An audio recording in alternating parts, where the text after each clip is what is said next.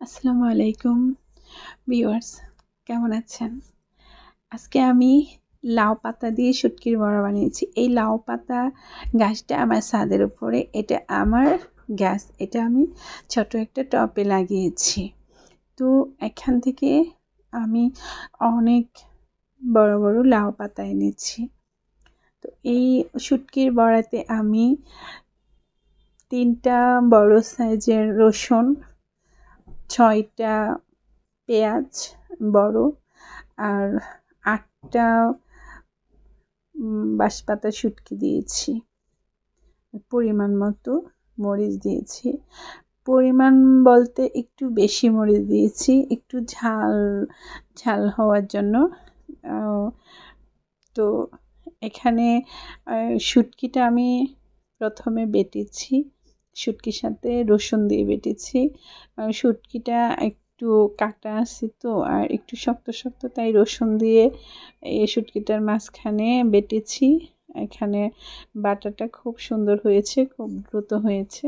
তারপর পেঁয়াজ বেটেছি, মরিচ বেটেছি, সবশেষে মরিচ বেটেছি।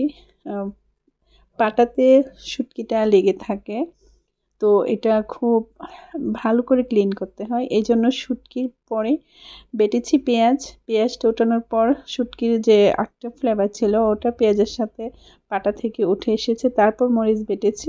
এখন পাটাটা আমার ক্লিন করতে তেমন একটা হবে না, কষ্টদায়ক হবে না। এটাতে শুটকির কোনো ফ্লেভার নেই পাটার মধ্যে।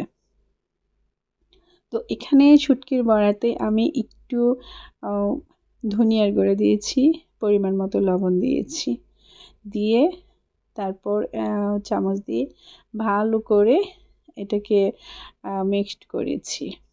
তো এটা মিক্সড করে তারপর লাউ পাতার মধ্যে একটা শাল থাকে, ওই শালটা উঠিয়ে ফেলেছি এক এক করে উঠিয়ে। তারপর আমি এখানে এই শুটকির ইয়েটা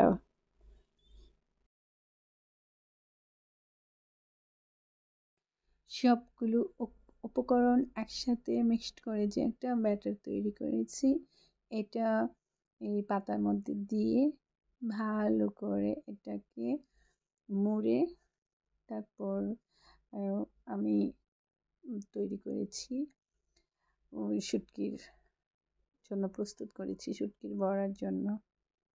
তো এই এটা শুটকিগুলো ভালো করে বাটতে হয়, এটাতে কাঁটা থাকে। পেঁয়াজ, মরিচ সব কিছু একদম মিক্সড করে বাটতে হয়। আমি এখানে যে পরিমাণ মরিচ দিয়েছি, তো অনেক অনেক মরিচ দিয়েছি অনেক ঝাল হওয়ার জন্য। তারপরেও এখানে ফ্লেভারের জন্য আমি প্রত্যেকটা বড়ার মধ্যে আমি একটি করে কাঁচামরিচ, ঝাল কাঁচামরিচ, এই কাঁচামরিচগুলো আমার ছাদ বাগানের গাছ থেকে এনেছি, এনে এখানে দিয়েছি।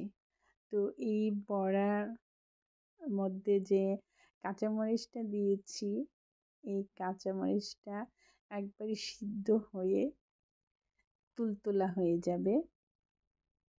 তো আমি এখানে কাঁচামরিচ দিয়ে যে বড়া প্রস্তুত করেছি, এই বড়া একটা ফ্রাই প্যানে এক এক করে সবগুলো দিয়ে তারপর একদম অল্প আঁচে ঢেকে দিয়ে আমি রান্না করেছি। তো শুটকির বড়াটা বানাতে, এটা ভাজতে অনেকটা টাইম লাগে, কারণ এটা পানি দিয়ে একটু পাতলা থাকে, মরিচ পেঁয়াজ রসুন সবগুলো উপকরণ বাটার পর একটু পাতলা হয়। তো এটাকে একটু শক্ত করতে বা এটা ভেতরে ভালোভাবে হতে গেলে এটাকে অল্প আঁচে একদম লো আঁচে ঢেকে এটাকে ভাজতে হয় তেলের মধ্যে। তো আমি এটাকে একদমই সময় নিয়ে এটাকে ভেজেছি, খুব সুন্দর হয়েছে, ভেতরটা একটু শক্ত শক্ত হয়েছে। আর খেতে খুবই স্বাদ হয়েছে। লাউ পাতা ভর্তা, লাউ পাতার ভাজি, লাউ পাতা বড়া সব কিছুই অন্যরকম স্বাদ। লাউ পাতা একদম সফট হয়ে যায়, যাই কিছু করেন না কেন দেখবেন একবারে সফট।